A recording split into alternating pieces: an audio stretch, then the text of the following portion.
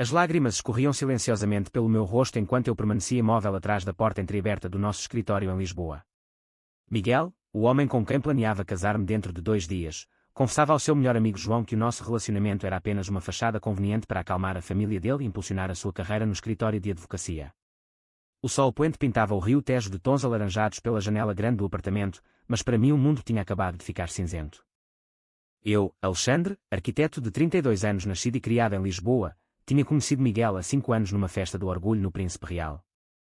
Ele era o advogado charmoso de 30 anos, de família tradicional do Porto, que me conquistara com o seu sorriso confiante e as conversas profundas sobre arte, justiça e o futuro que poderíamos construir juntos num país que, apesar de tudo, avançara tanto desde 2010 com a legalização do casamento entre pessoas do mesmo sexo. Tínhamos viajado pela costa do Algarve, dançado até de madrugada nas ruas empedradas do Bairro Alto, partilhado jantares com pastéis de nata e vinho do Douro, e construído uma vida num apartamento luminoso com vista para o rio. A família dele, inicialmente resistente, acabara por aceitar, especialmente depois que o pai, um empresário influente, vira vantagens sociais e profissionais na união com alguém da minha família mais aberta de Coimbra. A minha família adorava o Miguel, via nele o parceiro estável que eu merecia. Tudo parecia um conto de fadas moderno, com planos de casamento na Sintra romântica, num jardim antigo cheio de azulejos e fontes, rodeados de amigos e familiares que celebrariam o nosso amor. Mas agora, escondido no corredor, eu ouvia cada palavra como uma facada. João riu baixinho do outro lado da linha. E o que vais fazer com o Carlos? Ele sabe que vais casar. Miguel suspirou, a voz cansada mas decidida. O Carlos é o que me faz sentir vivo. O Alex é um bom rapaz, mas o fogo acabou há meses. Casei-me com ele porque a família aceita agora o casamento gay e porque o pai dele pode abrir portas na política local. Depois do casamento, posso gerir as coisas discretamente. O Alex não precisa de saber. É para o bem de todos. Cada sílaba era um peso esmagador no meu peito. Carlos. Quem era este Carlos que o meu noivo via às escondidas há meses, enquanto eu planeava os votos, escolhia as alianças e sonhava com uma vida inteira ao lado dele? As promessas sussurradas em noites de verão na praia de Cascais, as lágrimas de alegria quando ele me pedira em casamento no mirador da Senhora do Monte com o castelo de São Jorge ao fundo, as noites em que ele me abraçava dizendo que eu era o seu porto seguro. Tudo mentira. Recuei lentamente, saindo do apartamento sem fazer barulho, o coração a bater tão forte que parecia querer sair do peito. O ar fresco da noite lisboeta bateu no meu rosto enquanto eu caminhava sem destino pelas ruas estreitas do Bairro Alto. O telefone vibrava sem parar com mensagens de amigos confirmando os últimos detalhes do casamento, as flores encomendadas no Jardim Botânico, o DJ que era nosso amigo comum, os votos que eu tinha escrito com tanto amor e cuidado. Como podia eu enfrentar isso tudo agora? O pânico misturava-se com uma raiva surda e uma dor profunda que me fazia questionar tudo sobre mim mesmo. Seria eu tão ingênuo? Teria ignorado os sinais, as chamadas tarde da noite, as viagens de trabalho repentinas, o olhar distante por vezes quando estávamos juntos. Nessa noite não dormi. Sentei-me no sofá da casa do meu melhor amigo Pedro, que me acolheu sem perguntas iniciais quando lhe liguei em pânico. Pedro, gay assumido desde a universidade, trabalhava em marketing cultural e sempre fora o meu pilar. O que aconteceu, Alex? Perguntou ele finalmente, servindo-me um chá quente de camomila. Contei tudo, as palavras saindo entre soluços entrecortados. Pedro abraçou-me forte. Tu mereces alguém que te ame de verdade, não uma fachada para carreira ou família. Isso não é amor, é egoísmo puro. As suas palavras trouxeram algum conforto, mas o vazio era imenso, como se uma parte de mim tivesse sido arrancada. No dia seguinte, confrontei o Miguel. Marquei um encontro num café discreto perto do Terreiro do Paço, com vista para o rio e os barcos que passavam lentamente. Quando ele chegou, sorridente como sempre, com o anel de noivado ainda no dedo, eu não consegui conter as lágrimas. Ouvi-te ontem. Com o João. Sobre o Carlos. Sobre nós ser uma mentira. O rosto dele empalideceu instantaneamente. Alex, deixa-me explicar. Não é bem assim. Mas as explicações eram vazias, cheias de desculpas sobre pressões familiares residuais, medo do compromisso total, atração por Carlos que o fazia sentir vivo de uma forma que eu, segundo ele, já não conseguia. Eu gosto de ti, mas não é o suficiente para toda a vida. O casamento pode ainda acontecer se fingirmos, pelo menos por um tempo. As lágrimas vieram de novo, mas desta vez as minhas eram de determinação misturada com dor. O casamento está cancelado. Não vou ser parte da tua farsa. Ele implorou, falou em escândalo, na família, nos amigos comuns, no dinheiro já gasto. Mas eu saí do café, o coração partido mas a cabeça erguida pela primeira vez em muito tempo. A notícia espalhou-se rapidamente. Alguém do círculo de amigos vazou para as redes sociais, e em poucas horas o casamento gay cancelado na alta sociedade lisboeta era trending topic. Jornalistas ligavam, fotos nossas antigas circulavam em sites de fofocas. A família de Miguel estava furiosa, acusando-me de destruir anos de trabalho de aceitação. A minha família, preocupada mas solidária, veio de Coimbra para me apoiar.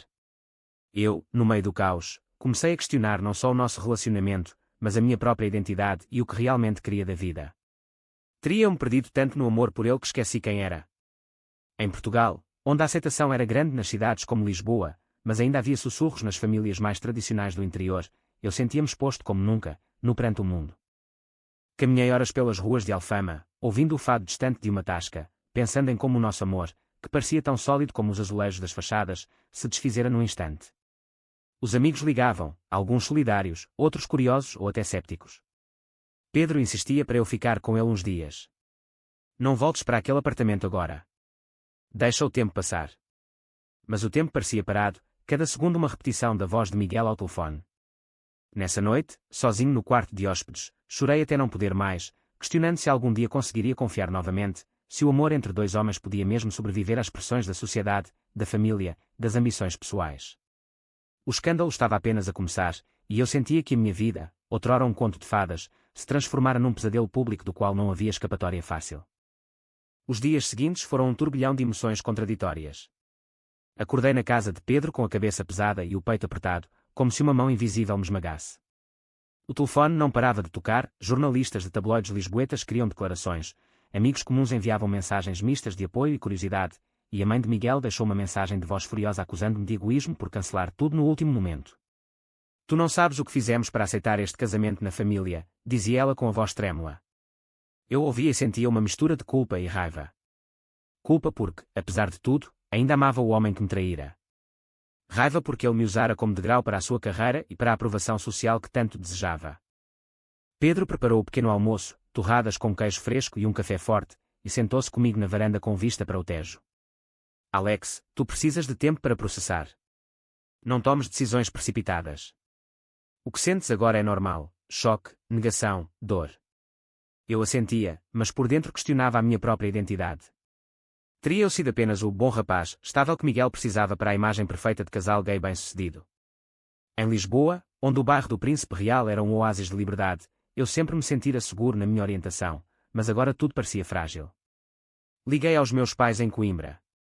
O pai, um professor reformado, foi direto: filho, o importante é a tua felicidade. Se ele não te ama de verdade, fizeste bem em cancelar. Vem para cá uns dias. A mãe chorou ao telefone, mas prometeu apoio incondicional. A aceitação deles era um bálsamo, mas não apagava a dor. Decidi não voltar ao apartamento partilhado imediatamente. Pedro ajudou-me a recolher algumas coisas enquanto Miguel estava no trabalho. O lugar, outrora cheio de risos e planos, parecia agora vazio e frio, com as caixas de convites de casamento ainda empilhadas na mesa da sala. Encontrei uma fotografia nossa em Sintra, tirada durante um fim de semana romântico no Palácio da Pena, e o peito apertou-se novamente. Por que é que não vi os sinais? Murmurei para mim mesmo. Pedro, ao meu lado, respondeu: porque o amor cega, Alex. Mas agora estás a acordar. Nessa tarde, caminhei sozinho pelo Chiado, passando pelas livrarias antigas e cafés cheios de gente a conversar. O escândalo já chegara aos jornais locais, uma nota discreta no Correio da Manhã falava de cancelamento súbito de casamento gay entre arquiteto e advogado proeminente. As redes sociais explodiam com comentários, alguns apoiavam-me, chamando Miguel de oportunista, outros diziam que eu exagerara, que relacionamentos têm altos e baixos. Uma mensagem de um antigo colega da faculdade, também gay, tocou-me especialmente: irmão, isto dói, mas vai-te tornar mais forte. A comunidade está contigo. Senti um vislumbre de esperança no meio da tempestade. À noite, encontrei-me com um grupo de amigos no bairro Alto: Pedro, Sofia, a nossa amiga heterossexual aliada que trabalhava em ONGs LGBT, e mais dois do círculo. Bebemos vinho tinto e falámos abertamente. Sofia foi direta: Miguel sempre teve ambições políticas. Tu eras o parceiro perfeito para a imagem moderna. Mas amor verdadeiro não se constrói sobre mentiras. As conversas fluíram, cheias de histórias semelhantes de traições e renascimentos. Pela primeira vez senti que não estava sozinho. No entanto, o sono não veio fácil. Deitado na cama, revivi momentos felizes: o primeiro beijo no mirador de Santa Luzia, as viagens de comboio para o Porto, as noites de fado em que Miguel me segurava a mão. A dúvida corroía-me. Teria eu contribuído para a distância ao focar-me demasiado na carreira de arquiteto, nos projetos de renovação urbana em Lisboa? No dia seguinte, recebi uma chamada de Miguel. A voz dele estava rouca. Alex, por favor, vamos falar. A família está em pânico, os clientes perguntam. Podemos resolver isto discretamente. Recusei. Não há mais descrição, Miguel. Acabou. Desliguei e senti uma força nova a crescer dentro de mim. Decidi ir para Sintra por uns dias, para longe do caos da capital. O comboio atravessou a paisagem verde, e eu olhava pela janela, pensando no futuro. Quem era eu sem ele? Um arquiteto talentoso, sim, mas também um homem que merecia amor genuíno, não conveniência. Ao chegar a Sintra, o ar fresco das montanhas e o verde dos jardins antigos trouxeram uma calma temporária. Aluguei um quarto pequeno numa pensão perto do Palácio Nacional, e passei a tarde a caminhar pelos caminhos sinuosos, refletindo sobre as escolhas que me tinham levado até ali. O escândalo seguia-me nas notificações do telefone, mas aqui, rodeado de natureza, sentia que podia começar a reconstruir-me. Em Sintra, os dias passavam lentos e curativos. Acordava cedo com o som dos pássaros nos jardins do Palácio da Pena e caminhava horas pelos trilhos cobertos de musgo, o ar carregado do cheiro a pinheiros e terra molhada. Cada passo parecia afastar um pouco da dor, mas as memórias voltavam em ondas. Recordava o fim de semana em que Miguel e eu tínhamos explorado o Castelo dos Mouros, de mãos dadas, rindo como adolescentes. Agora, sozinho, tocava as pedras antigas e questionava se aquele amor fora real algum dia ou apenas uma ilusão conveniente para ambos. Numa tarde chuvosa, entrei numa pequena livraria antiga perto da estação. O dono, um senhor idoso chamado António, gay assumido desde os anos 80, reconheceu-me vagamente das notícias. Tu és o arquiteto da história do casamento, não és? Assenti, curando. Em vez de julgamento, ele ofereceu-me um chá e uma conversa sincera. Filho, eu vivi a ditadura, escondi o meu amor durante décadas. Hoje em dia é mais fácil, mas a traição dói igual. O importante é não perderes a ti próprio. As palavras dele ressoaram fundo.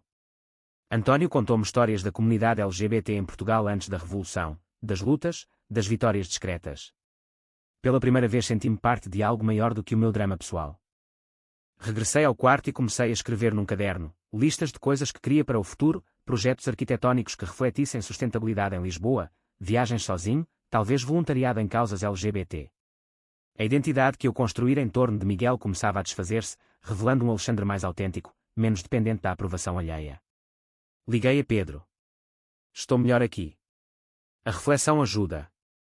Ele incentivou, volta quando estiveres pronto, mas não forces. A família ligava diariamente. O pai dizia, orgulho de ti por teres posto limites. A mãe preocupava-se com a minha alimentação. Um dia, recebi uma mensagem inesperada de Sofia, há um evento na comunidade em Lisboa na próxima semana. Queres ir? Hesitei, mas aceitei. O regresso a Lisboa foi marcado por ansiedade, mas também por uma determinação crescente. No comboio, vi as notícias, o escândalo arrefecera um pouco, mas Miguel dava entrevistas vagas sobre diferenças irreconciliáveis. Ignorei. Em casa de Pedro, preparei-me para o confronto final com a família de Miguel. Eles pediram um encontro num restaurante neutro em Alfama. A reunião foi tensa. O pai de Miguel, com o rosto sério, disse, o que fizeste afetou a reputação da família. Respondi calmamente, a reputação não vale mais do que a minha dignidade. A mãe chorou, mas no fundo vi um vislumbre de compreensão. Saí dali mais leve, como se tivesse cortado o último laço tóxico. Nessa noite, sozinho no apartamento novo que aluguei temporariamente perto do Parque Eduardo VII, chorei de alívio. O crescimento começava, eu era mais do que a vítima da traição. Era um homem capaz de escolher o seu caminho. De regresso à rotina em Lisboa, o trabalho salvou-me. No estúdio de arquitetura no Chiado, mergulhei em projetos de renovação de edifícios históricos, desenhando espaços inclusivos que refletissem a diversidade da cidade. Os colegas foram discretos, mas solidários, um deles, também gay, convidou-me para um jantar simples. As pressões sociais não paravam, convites cancelados, olhares curiosos nas ruas do Príncipe Real. Mas eu aprendi a erguer a cabeça. Um fim de semana, viajei para o Porto para visitar a família de um amigo. Lá, longe dos holofotes, refleti sobre as pressões que Miguel enfrentara da sua família conservadora. Entendi, sem desculpar, que a sociedade ainda impunha máscaras a muitos de nós. De volta, encontrei-me com Sofia num café no Bairro Alto. Estás diferente, Alex. Mais forte. Falámos de identidade, de como a traição me forçara a confrontar medos internos sobre valer a pena ou não. O clímax aproximava-se, o dia que seria o do casamento. Miguel enviou uma última mensagem pedindo perdão. Ignorei, mas o coração ainda doía. Organizei um pequeno jantar com amigos verdadeiros, Pedro, Sofia, António de Sintra, que veio de propósito. Rimos, partilhámos histórias, e senti o apoio da comunidade a reconstruir-me. O escândalo transformara-se em oportunidade. Um jornalista aliado publicou uma entrevista minha sobre saúde mental em relacionamentos LGBT, e o feedback foi positivo. Internamente, a luta continuava. Noites de insônia com dúvidas, e se eu tivesse perdoado? Mas cada manhã trazia clareza. Eu merecia mais. O dia do casamento que nunca aconteceu amanheceu cinzento sobre Lisboa. Caminhei até ao local em Sintra que reserváramos, agora vazio, e sentei-me nos jardins, sentindo o vento frio. Miguel apareceu inesperadamente, olhos vermelhos. A conversa foi dura, cheia de lágrimas e verdades. Ele admitiu o egoísmo, eu expus a minha dor. Sacrifiquei anos por ti, disse eu. Ele baixou a cabeça. Perdi o melhor que tinha. Saímos separados, mas com fechamento. A mídia tentou explorar, mas eu recusei mais entrevistas. Em vez disso, foquei-me em ajudar outros. Participei num workshop da comunidade em Lisboa sobre resiliência emocional. O clímax emocional veio quando, num evento público, vi Carlos de longe, mas ignorei, priorizando a minha paz. O sacrifício valera, liberdade. Meses depois, Lisboa parecia nova. O meu estúdio prosperava com projetos que me enchiam de orgulho. Conheci alguém novo numa exposição no MAD, não um romance imediato, mas uma conexão genuína baseada em respeito mútuo. A família celebrava o meu crescimento. A comunidade acolhia-me como exemplo de força. Aprendi que a traição não define o amor, mas as escolhas que fazemos depois sim. Caminhando pelo Tejo ao pôr do sol, senti paz.